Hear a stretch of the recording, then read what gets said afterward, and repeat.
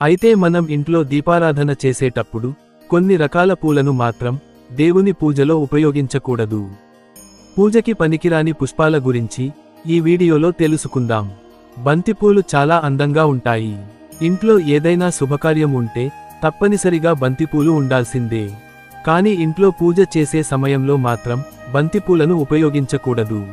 దీనికి కారణం ఏమిటంటే బంతిపూలు పురుగులను ఆకర్షిస్తాయి.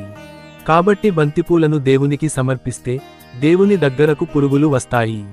కాబట్టి దేవుని పూజలో బంతిపూలను ఉపయోగించకూడదు.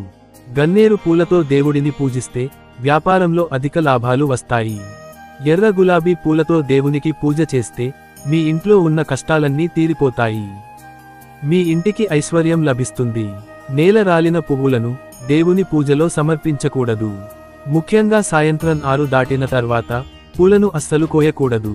పూజకు వాడే పువ్వులను నీటితో కడగకూడదు.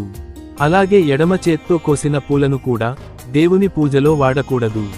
నెలసరి సమయంలో పొరపాటున కూడా పూలను తాకరాదు. ఐశ్వర్యానికి దేవతైన లక్ష్మీదేవిని గులాబీ పూలతో పూజిస్తే అష్టైశ్వర్యాలు చేకూరుతాయి. విచ్చని పూలతో దేవుడిని పూజించకూడదు. దేవుని పూజలో మొగ్గలను ఉపయోగిస్తే మీ పిల్లలకు అనారోగ్య సమస్యలు ఏర్పడతాయి. దేవుని పూజలో విడిపూలను ఉపయోగించకూడదు. విడిపూలు కన్నా మాల కట్టిన పూలతో పూజ చేస్తేనే మంచి పుణ్య ఫలితం లభిస్తుంది. సువాసన వెదజల్లే పారిజాత పుష్పాలంటే వెంకటేశ్వర స్వామికి చాలా పవిత్రమైనవి.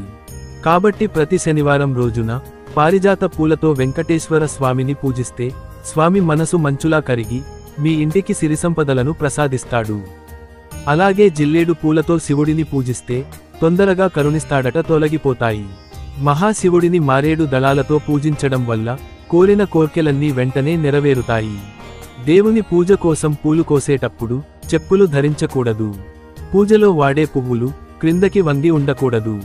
మల్లె పువ్వుతో దేవుడికి పూజ చేస్తే మీకున్న అనారోగ్య సమస్యలన్నీ పరిష్కారమైనట్టే. మంచి ఆరోగ్యం ప్రాప్తిస్తుంది. కొంతమంది తమ ఆర్థిక పరిస్థితులను బట్టి పూజకు వాడే పువ్వులను కొనాలంటే ఎంతో కష్టంగా మారుతుంది. కాబట్టి మనలో చాలా మంది పక్కింటి చెట్టుకున్న పుష్పాలను కోసి వాటితో పూజ చేస్తారు. కానీ ఇలా అస్సలు చేయకూడదు. ఒకవేళ పక్కింటివారి పువ్వులను కోయాలంటే తప్పనిసరిగా వారి అనుమతి తీసుకోవాలి.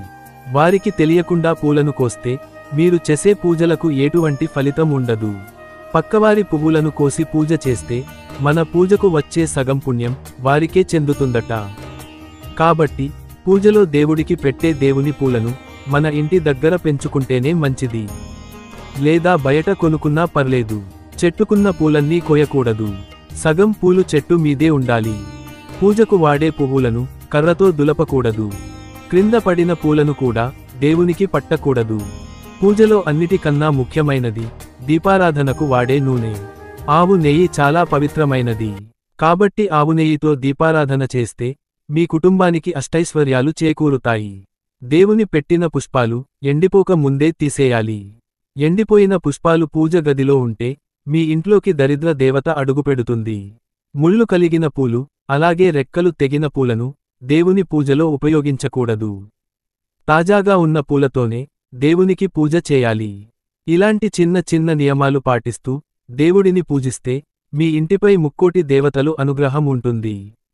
ఈ వీడియో మీకు నచ్చితే లైక్ చేయండి, అలాగే సబ్స్క్రైబ్ చేసుకోండి.